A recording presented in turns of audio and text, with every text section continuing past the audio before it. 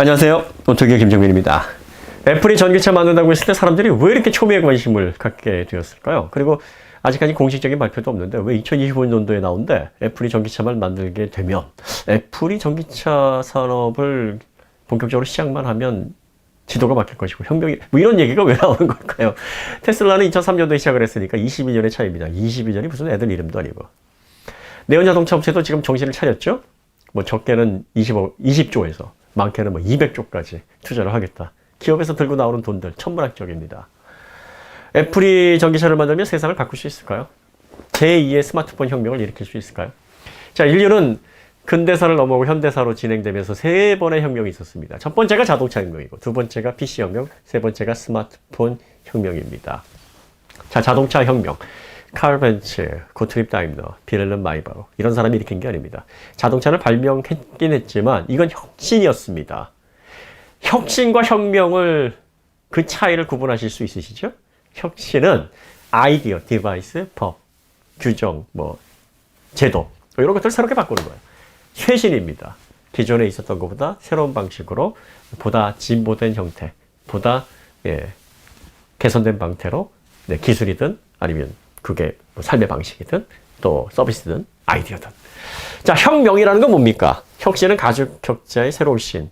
하지만 혁명은 가죽 격자의 목숨 명자입니다. 목숨이 끊어졌다 다시 바뀌는 거예요. 죽었다 살아나는 겁니다. 이게 혁명이에요.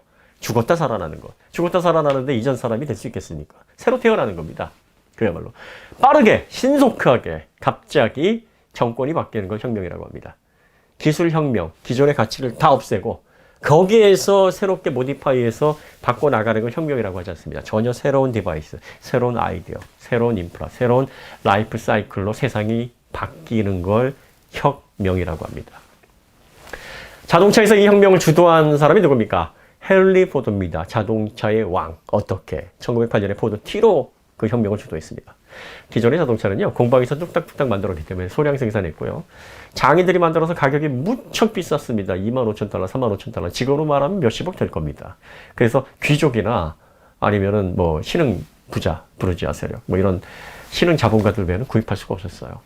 만들지만 세상을 바꿀 수는 없었습니다. 이건 혁신, 새롭게 바꾸는 거예요. 기존의 증기기관이나 마차, 이런 것들을 보다 진보된 형태의 사행정 내연기관, 나프타, 벤젠, 뭐 니그로인, 또 가솔린으로 이렇게 연료를 사용하는 방식으로 바꾼 겁니다. 소형화시키고 더 빠르게.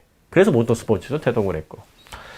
뭐 이런 방식으로 하게 되니까 사람들은 자동차라는 게 새로 나왔구나. 그런데 뭐 저거 너무 비싸서 사겠어. 아우, 뭐 꿈도 못 꿔 우리는. 이런 단계로 머물다가 헨리 포드가 야, 이렇게 해가지고 이거 세상 어떻게 바꾸겠니?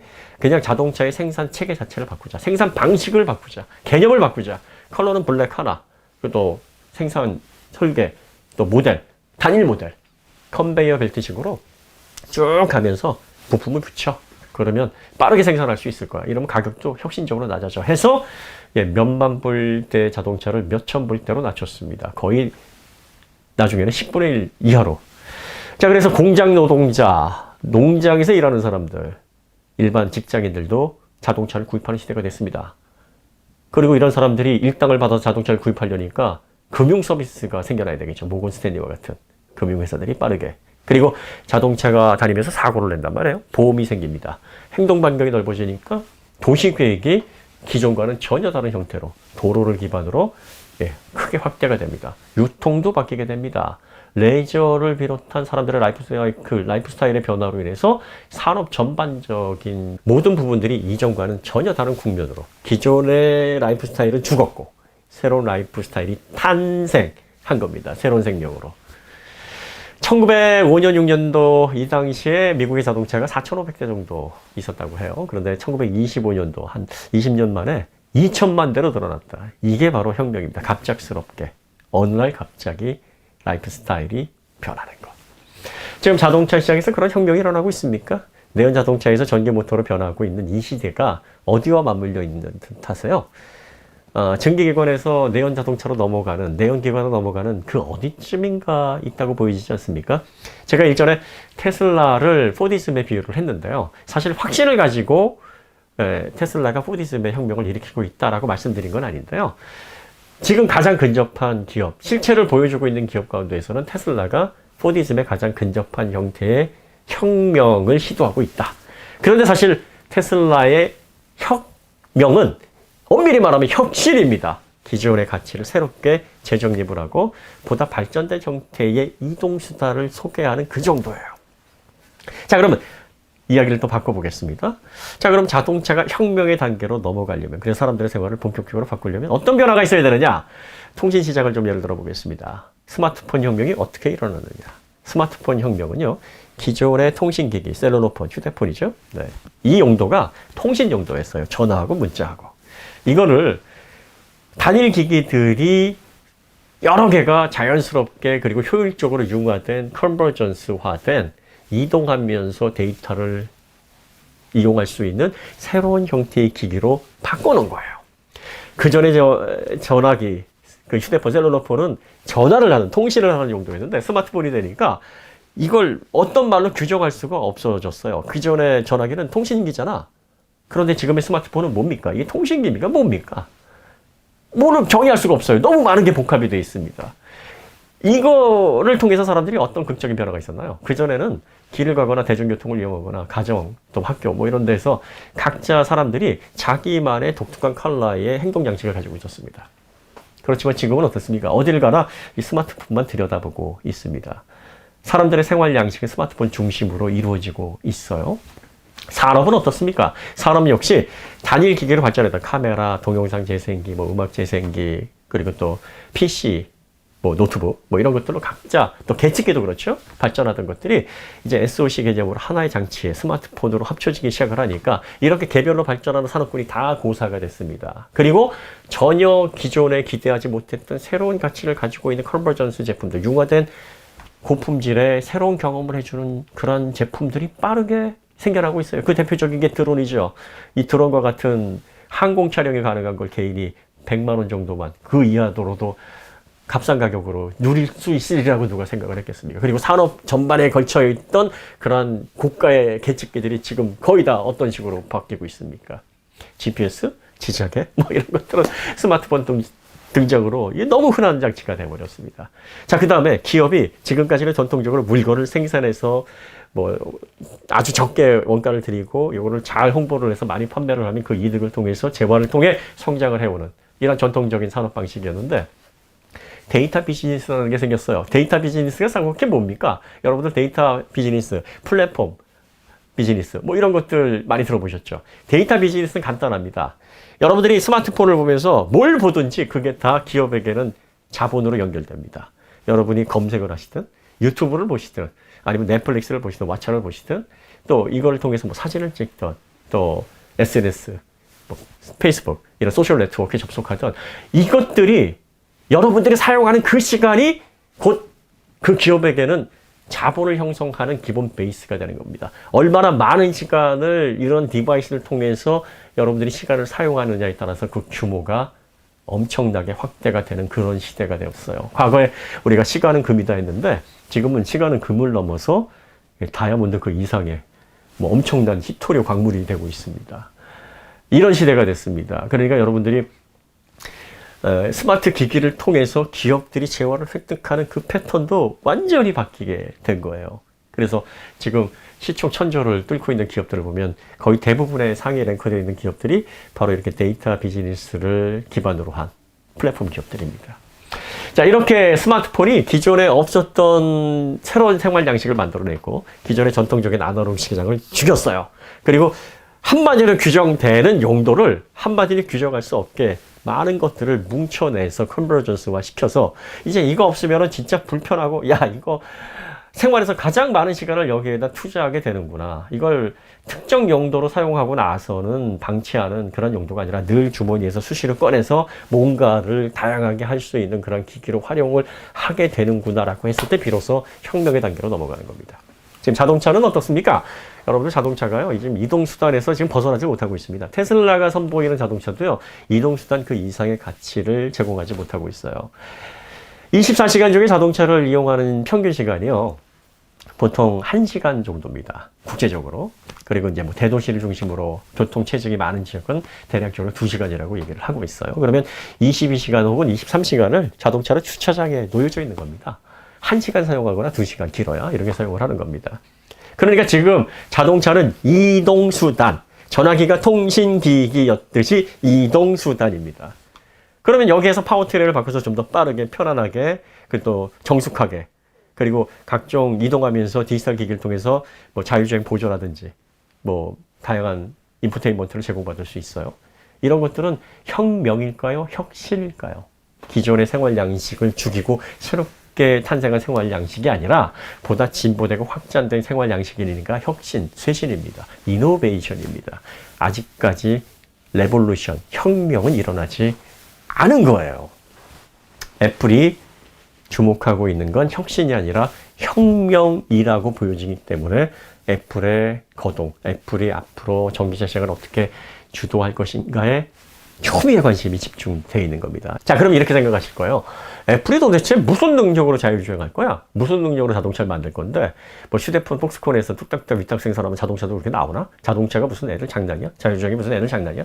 자, 자율주행이 2007년, 2008년도에 본격적인 관심을 끌고요. 구글 X에서 이제 웨이모로 발전을 하고, 뭐 크루즈, 또 바이두 관련된 기업들, 또 그 전에 모빌아이도 있었고요. 이런 기업들. 그 다음에 신규로 우버도 하다가 뭐 최근에 흐지부지가 되고 있고요. 그 많은 스타트업이 자율주행에 들어와서 정말 의욕적으로 사업을 진행을 했습니다. 왜 이렇게 많은 사람들이 자율주행에 들어와서 많은 기업들이 활동을 했냐면, 앞으로 자율주행이 자동차 시장의 혁명을 일으킬 주체라고 본 거죠. 그래서 이 자율주행만 완성하면 앞으로 스마트 모빌리티에 권력을 쥘 수 있을 것이다 라고 생각을 한 겁니다. 그런데 이 자율주행 관련된 기술, 그리고 자율주행 관련된 시행, 이런 것들이 원래는 2019년이 목표였고, 적어도 2020년부터는 레벨 3, 이걸 대중화시킬 수 있을 거라고 기대를 했습니다. 그러니까 리포트를 보면 다 그렇게 나와요. 그리고 일단 레벨 3가 시작이 되면 레벨 4, 레벨 5까지는 탄탄대로일 것이다. 이렇게 예측을 했습니다. 그런데 현실은 어떻습니까? 지금 2022년도에 아무도 레벨 3를 시작한 기업이 없습니다.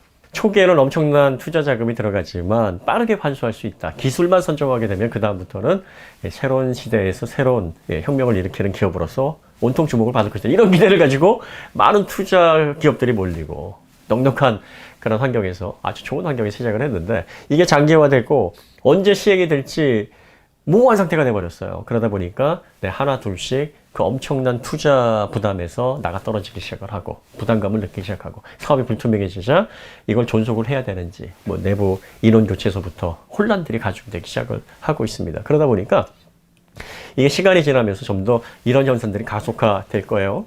비즈니스의 핵심에, 비즈니스에서 가장 큰 위력을 발휘하는 건 자본입니다. 애플이 지금 보유하고 있는 자본이 미 정부에서 보유하고 있는 현금 동원력보다도 더 막강합니다.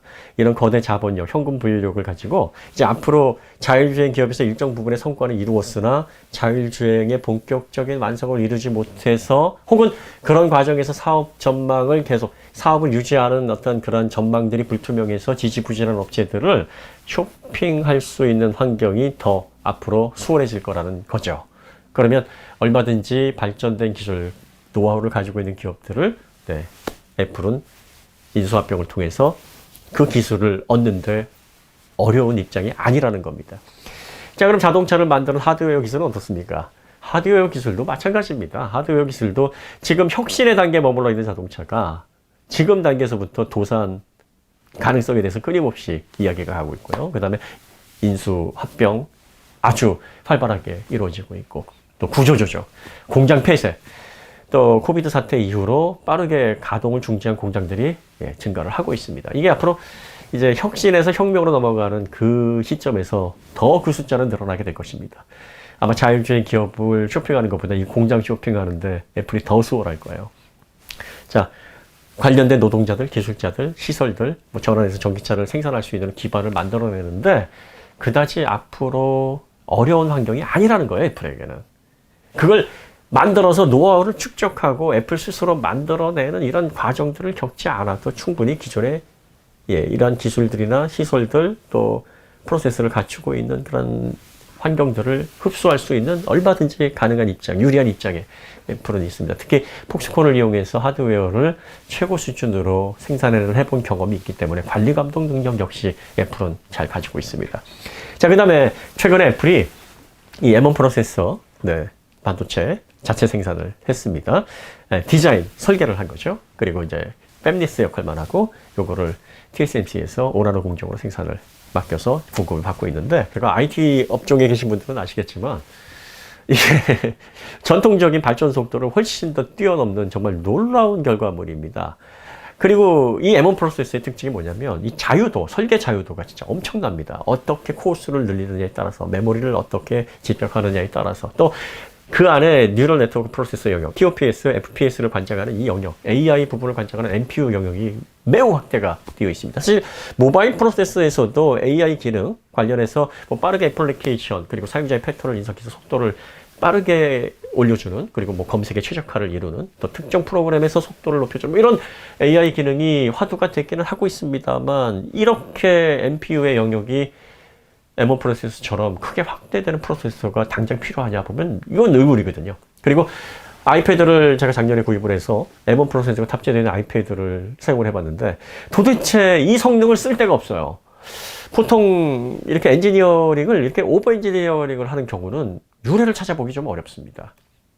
애플, 특히 애플처럼 필요한 것도 정말 야금야금 마진을 있는 대로 붙여가지고 공급하는 회사가 갑작스럽게 천지개벽해서 뭔가 고객들을 위해서, 인류의 어떤 발전을 위해서 기여를 해야 되겠다, 이렇게 자각을 한 것도 아닐 텐데 갑작스럽게 이런 변덕을 왜 부리는가. 단순히 모바일 제품용으로 이걸 개발을 했다 그러면 좀 이해가 안 되는데, 이걸 자율주행하고 연결을 하면 이해가 됩니다. 자율주행은 가장 문제가 되는 게, 이게 로봇이 자율 보행을 하게 되면은 사실 시속 30km 이상 로봇은 뭐 움직일 일이 많지 않습니다. 뭐 앞으로는 어떻게 될지 모르겠지만 지금의 로봇은 그 이상 빠르게 움직이질 않죠. 그러니까 TOPS나 FPS에 들어오는, 그걸 처리하는 그 AP라든지 또 그 알고리즘의 패턴, 이런 것들이 매우 포괄적이고 뭐 엄청난 경우의 수를 이 AI가 인간처럼 사고해서 판단을 해야 되는 이런 복잡한 과정들이 좀 덜 필요할 수 있는데,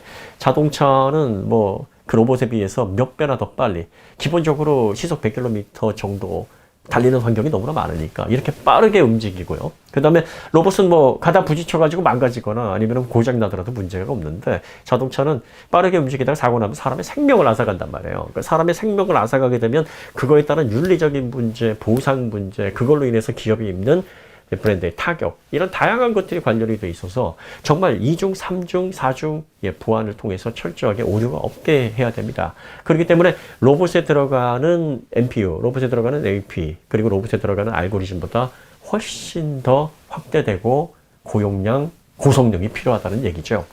그러면 이런 엄청난 데이터들, 로 데이터를 아무리 알고리즘화해서 처리를 하고 이거를 학습시킨 내용대로 인풋을 사람처럼 사고를 해서 아웃풋을 낸다고 하더라도 기본적으로 하드웨어 성능이 막강해야 됩니다. 그리고 그 가운데서 NPU 성능은 이루 말할 수 없을 정도로 중요합니다. 자, 그런데 짐 켈러가 2015년 빈티지 엑시노스를 가지고 2019년도에 모디파이를 해서 14나노 공정으로 TOPS와 FPS를 조금 높여놨는데도 불구하고 넘사벽 PC박스가 나왔어요. 그래가지고 테슬라가 여기에서 자신감을 얻고 카메라만으로도 자율주행할 수 있어. 이제 FSD2가 나오고 도전 컴퓨터가 활성화가 되면 본격적으로 우리 자율주행은 새로운 국면으로 상품화할 수 있는 단계까지 넘어갈 것이다, 이렇게 이야기를 하고 있는데요. 애플 같은 경우에는 이러한 환경을 미리부터 대비를 해서 모바일 제품군의 시험을 통해 얼마나 자율주행 시대에 맞는 그런 핵심 반도체를 우리가 자체 생산을 해서 얹을 수 있을까에 대한 그런 시험적인 운행을 해보는 게 아닌가. 자, 그 다음에 애플은 강력한 소프트웨어, 통합 OS를 가지고 있습니다. 이게 뭐 대단하다라고 생각을 하실지 모르겠어요. 자동차가 내연기관, 기계장치로 머물러 있다 그러면 그렇게 대단한 거 아닙니다. 왜냐하면 소프트웨어가 차지하는 범위가 아무리 많아봤자 30% 이상은 넘을 수가 없어요, 구조상. 그런데 이게 전자제품화 되면은요, 소프트웨어가 거의 70을 넘어 80, 90%까지도 간다고 볼 수 있습니다. 그리고 하드웨어 기업을 소프트웨어 기업이 장악하는 건 너무나 전자업계에서는 흔한 일입니다. 그 대표적인 경우가 마이크로소프트입니다. 마이크로소프트가 왜 오랜 시간 PC업계의 황제로 군림을 했겠습니까? 마이크로소프트에서 뭐 최근에 하드웨어를 빠르게 태블릿이든 뭐 노트북 형태의 어떤 투인원 형태든 이런 하드웨어를 비롯해서 다양한 주변 장치도 생산을 하고 있지만 이건 비교적 근래 일이에요. 그 이전에 하드웨어를 생산하기 전에도 마이크로소프트 소프트웨어만으로, 윈도우만으로도 PC 시장을 장악을 했습니다. 옴짝달싹하지 못했어요. 그리고 거대 시총을 통해서 구글이라든지 뭐 애플이라든지 아마존 이런 기업이 나타나기 전까지는 경쟁자가 없는 엄청난 규모의 플랫폼 비즈니스를 하는 소프트웨어 기업이었습니다. 자, 전자시대 IT 업계에서는 이게 소프트웨어 장악력 이게 이렇게 큰 위력을 발휘합니다. 애플이 마이크로소프트 못지않은 오히려 충성도 면이나 그 서비스 매출 면에 있어서는 더 월등한 소프트웨어라고 할 수 있는 OS를 가지고 있습니다. 자, 그 OS 가지고 있죠? 그 다음에 그 OS를 통해서 자율주행이든 자동차의 통합제어든 엔터테인먼트든 인포테인먼트든 효율적으로 처리할 수 있는 시스템 반도체를 이제 자체 설계를 하죠. 가장 진보된 방식으로, 가장 훌륭한 성능으로. 자, 그 다음에 세상이 혁명으로 바뀔 때, 기존의 가치가 무너질 때, 기존의 가치를 빠르게 흡수할 수 있는 거대 자본력을 가지고 있죠. 자, 그 다음에 세상을 한 번에 뒤집어 엎는 혁명을 어떻게 일으킬 수 있는지 그 학습을 유일하게 한, 지금 최근에 이런 혁명을 주도한 기업 가운데서는 그런 경험을 가지고 있는 기업이다. 라고 보면 자동차 시장에 애플이 뛰어들 때 자동차, 모빌리티 혁명을 일으킬 수 있는 가장 가능성 있는 기업으로 사람들이 주목하는 건 얼마나 당연한 일이겠습니까? 자, 애플이 스마트폰 혁명을 주도하는 데는 이렇게 내부적으로 애플이 소프트웨어라든지 디바이스, 그리고 또 사람들의 생활을 바꾸기 위한 기발한 아이디어, 이걸 통해서 세상의 장면을 한 번에 바꾼 것도 있겠지만 그걸 가능하게 한 건 인프라가 조성될 때까지 기다렸다라는 겁니다. 어떤 인프라? 자, 통신 디바이스로서 컨버전스를 시킨 이 단말기가 언제 어디서든 데이터 권력을 이용하면서 다양한 형태로 활용할 수 있도록 통신 인프라가 구성이 됐었어야 됩니다. 이 통신 인프라가 구성이 되어 있지 않으면 아무리 좋은 기계라도 사람들의 생활을 바꿀 수 없어요. 그 대표적인 경우가 소니 클리에입니다. 소니가 먼저 스마트폰 혁명을 주도하려고 클리에라는 걸 만들어냈어요. 기존의 PDA, 통신기기에서 국한되어 있는 걸 통신기기 이외의 용도로 확대하려고 카메라 달고 동영상 재생 넣고 웹브라우징 성능 넣고 음악 재생 다양한 걸 넣습니다. 특히 2005년도에 마지막으로 생산됐던 NZ90 같은 경우에는요. OLED 디스플레이, 지금 디스플레이 규격으로 최신으로 사용되고 있는 OLED를 실험적으로 넣기까지 했습니다. 그런데 이때 당시에 소니가 뭐가 문제였습니까? 멀티미디어를 자유롭게 이용할 수 있는 통신 인프라 조성이 안 됐었습니다. 그 다음에 관련해서 멀티미디어를 처리할 수 있는 시스템 반도체 공급을 받을 수가 없었어요. 자체 해결할 수 있는 능력도 없었죠. 그리고 애플과 같은 막강한 OS도 가지고 있지 못했습니다. 이것 때문에 실패를 한 거죠. 결국은 그걸 세련되게 단순하게 다듬은 게 사실은 아이폰이었는데 통신 인프라, 그리고 주변 환경이 맞닥떨어져서 이 컨버전스 기계가 엄청난 위력을 발휘할 수 있었던 겁니다. 자, 그 다음에 스마트폰이 이 배터리에 의한 적체 현상이 없었어요.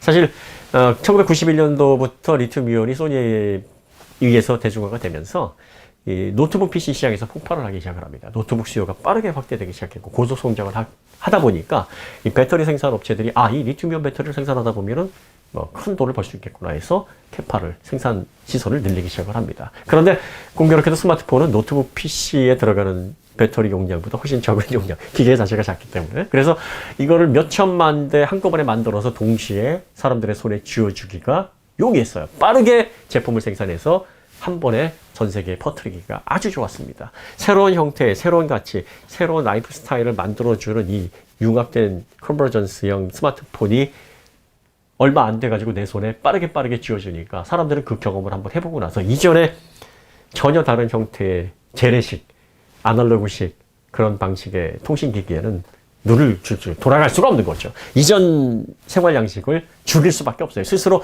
그 목숨을 끊어낼 수밖에 없었던 겁니다.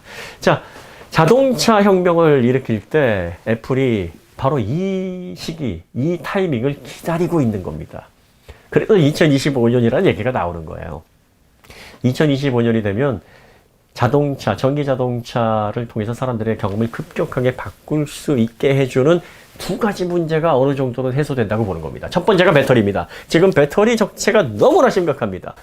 EGMP를 기반으로 해서 i5, GV60, 또 EV6 이런 거 만들어냈어요. 근데 이게 길게는 1년 이상 기다려야 된다. 이런 얘기가 나오는 게 배터리 공급이 안 되는 겁니다. GM에서 실버라도 EV 발표를 했는데 2023년 말이나 2024년. 이것도 배터리 문제 때문에 배터리를 원활하게 생산 시설을 갖춰서 이걸 통해서 얼티엄 셀서를 통해서 어느 정도 공급이 원활해서 제품을 상품화해서 고객에 인도되는데 문제가 없으려면 미리 준비를 해놔야 되는데 그 기간이 상당히 생각보다 많이 걸린다는 얘기죠. 그러니까 애플이 지금 전기차를 아무리 좋은 형태, 진보된 형태를 통해서 방향을 제시한다 하더라도 이 배터리를 공급을 하는데 한계가 있기 때문에 연 몇십만 대 수준으로 제품을 쏟아내게 되면, 생산을 해서 쥐어지게 되면 절대 혁명을 일으킬 수 없다라고 보는 겁니다.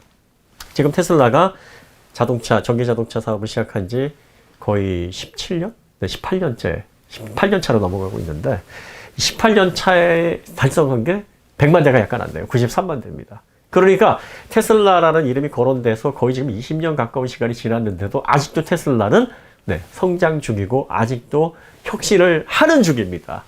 혁명이라는 것은 이렇게 지지부진하게 이루어지는 게 아니에요.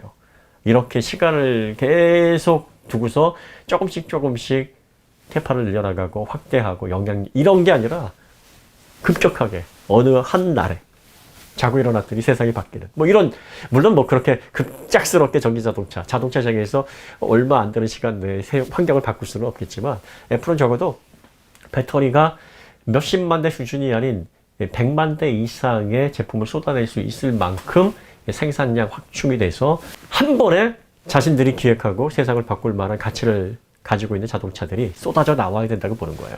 쏟아져 나오려면 배터리가 뒷받침이 돼줘야 됩니다. 2025년도면 몇십만 대 수준이 아닌 100만 대 단위의 전기차를 빠르게 생산해서 출시할 수 있는 그런 환경적인 요소가 뒷받침이 되지 않을까라고 예상이 가능한 시점이 됩니다. 자, 그 다음 문제가 충전 인프라입니다. 배터리 생산해서 아무리 빠르게 사람들의 손에 쥐어주면 뭐합니까? 충전 인프라가 확충이 되지 않으면 별 소용없어요. 여전히 사람들의 생활은 기존 생활에서 벗어나지 못할 겁니다. 하지만 2025년도가 되면 각 정부에서 지금 전기차 관련된 기관 산업들을 빠르게 진행을 하고 있어요. 그래서 어느 정도 사람들이 2025년에도 불편은 하겠으나 지금처럼 충전 문제 때문에 염려해서 전기차 구입을 망설이는 이런 어려움들은 많이 해소가 될 거라고 보는 겁니다. 그래서 2025년도에 자동차를 한 번에 진보된 형태로 소개를 한다 할지라도 늦지 않는다고 보는 거죠. 오히려 그렇게 해서 전기차가 나와야 사람들은 새로운 가치, 새로운 형태의 라이프 스타일을 창조하는 애플 스타일의 전기차를 통해서 기존의 가치, 기존의 생활 양식을 스스로 그 명주를 끌어내는 그런 과감한 결단을 한다라고 보는 겁니다. 자, 그럼 애플이 그리고 있는 전기차는 어떤 형태일까? 자동차도요, 제일 먼저 벗어 던져야 될 게 이동수단이라는 그런 정의입니다. 지금까지 자동차는 이동수단이었어요. 그렇기 때문에 이동수단에서 더 확대돼서 자동차가 사용되는 그런 새로운 용도, 새로운 가치, 이런 것들을 만들어내야 됩니다. 스마트폰처럼. 그럼 자동차가 이동수단에서 벗어나려면 어떻게 발전을 해야 될까요? 지금 자동차 평균 사용하는 시간이 얼마인 줄 아십니까? 전 세계 평균을 놓고 보면 대략적으로 1시간 정도고요. 나머지는 주차장입니다. 대도시 위주에서 2시간 정도, 정체 구간 때문에. 그럼 22시간 주차장에 있어요. 자, 테슬라를 출고하고 나서 이동을 통해서 목적지에 도달했습니다. 안 내리십니까? 내려요. 그 주차장에 놓고 이따가 또 갈 때 보자 하고서 내립니다. 이 자동차가 이동을 끝내고 나서 멈춰있는 이 시간 동안 사람들의 생활에 별로 영향을 주지 못합니다. 물론 자동차 안에서 간단한 노트북을 쓰거나 미팅을 하거나 또 연인 간에 데이트를 즐기고 자동차 이런 걸로 소소하게 이용을 하고 있습니다만, 이건 마치 피처폰 시대에 카메라가 달려서 간간히 카메라 안 가져왔을 때 대충 사용하고, 또 이걸 통해서 음악을 전문 오디오라든지 또 성능 좋은 DAP가 아닌 그런 상황에서 아쉽지만 즐기는 정도의 용도밖에는 안 됩니다. 거기에서 정말 집처럼 제2의 거주 공간처럼 그 공간을 활용할 수 있는 그런 편의성이 구성이 안 돼 있어요. 그러니까 사람들이 지금 뭐라고 생각을 하냐면, 아니 굳이 집만 놔두고 사무실 놔두고 왜 자동차를 거주 공간으로 써? 말도 안 되는 거야. 아니 무슨 자동차 그 좁아 터진 공간에서 뭘 할 게 있다고. 이동에 온전히 초점이 맞춰져 있어서 시트 구조, 대시보드, 조작 장치 이런 것들이 다 이동을 벗어나면 별로 쓸모가 없어지고 굳이 거기에서 왜 이런 물음을 하게 만드는 겁니다. 지금의 자동차는 그런 가치로 틀잡혀져 왔고, 사람의 경험은 거기에서 그 범주를 벗어나지 못하기 때문에 자동차를 주거 공간으로 사용한다고 개념이 안 잡히는 거예요. 자, 혁신이라는 것은요, 기존의 가치를 새롭게 고치는 거니까 어느 정도 사람들이 쉽게 상상을 하고 그림을 그려낼 수 있어요. 파워트레인을 이렇게 전동화로 바꾸면 더 좋아지겠지? 자동차의 조금 더 통신 기능을 강화하게 되면 또 인포테인먼트, 자율주행 보조를 넣게 되면 더 편리해지겠지. 이동이 정말 쾌적해지겠지. 자동차를 이용하는 데 있어서 정말 편리하겠지. 이런 생각을 할 수 있는데 혁명이라는 것은 기존의 생명을 뚫어내고 새로운 생명으로 다시 재탄생하는 거란 말이에요. 그러니까 다시 태어나야지만 알 수 있는 거를 기존의 생활을 유지하고 그 경험을 바탕으로 어떻게 그걸 상상을 해낼 수 있겠습니까? 스마트폰 시대 변화를 한번 생각을 해보세요. 스마트폰을 가지고서 뭐라고 얘기를 했냐면 스마트폰이 혁명을 일으킬 때 2007년, 8년 이때는요. 대형 LCD 모니터가 빠르게 확산되고 있던 시대입니다. 그때 사람들이 이렇게 얘기를 했어요. 야, 그 좋은 넓은 화면을 두고 그 빵빵한 그때는 홈시어터 같은 유행이었는데 사운드를 두고서 왜 그 3.5인치 처음에 스마트폰 3.5인치 4인치 이랬거든요. 그 작은 야 눈 나빠져. 그리고 거기서 뭘 봐. 거기 사람 얼굴이 제대로 보이냐? 말도 안 되는 소리야. 이거 조금의 유행 일시적인 유행으로 조금 사람들이 관심 갖다가 이제 꼬꾸라질 거야. 통신기기 전화기는 전화만 잘 되면 돼. 아니 전화기가 그 이상 무슨 용도가 필요해 라고 대부분의 사람들이 무시했어요. 이게 사람들의 생활을 바꿀 거라고 상상을 못했습니다. 자, 그 다음에 애플이 스마트폰 혁명에서 가장 주력했던 건 키보드를 없애자 하는 거였어요. 키보드를 없애야 PC에서 이루어지는 네트워크 환경이 스마트폰 안으로 들어올 것이다. 이 키보드를 없애야 돼. 자동차도 동일한 전략을 사용할 걸로 보입니다. 자동차의 키보드를 없애자. 자, 그렇다면 애플이 미래 자동차 혁명을 이끌기 위해서 최종적으로 그리는 그림, 우리가 어떻게 예상할 수 있을까요? 네, 너무 한 번에 많은 얘기들을 풀어내면은 재미없으니까 이런 것들은 또 다음에 저희가 또 정리를 해서 어떤 형태가 애플이 그리는 자동차 모빌리티 혁명의 최종적인 그림일까 이 부분에 대한 상상도 한번 해보도록 하겠습니다. 오늘 이야기는 여기서 마치도록 하겠습니다. 더 좋은 콘텐츠로 찾아뵙겠습니다. 감사합니다.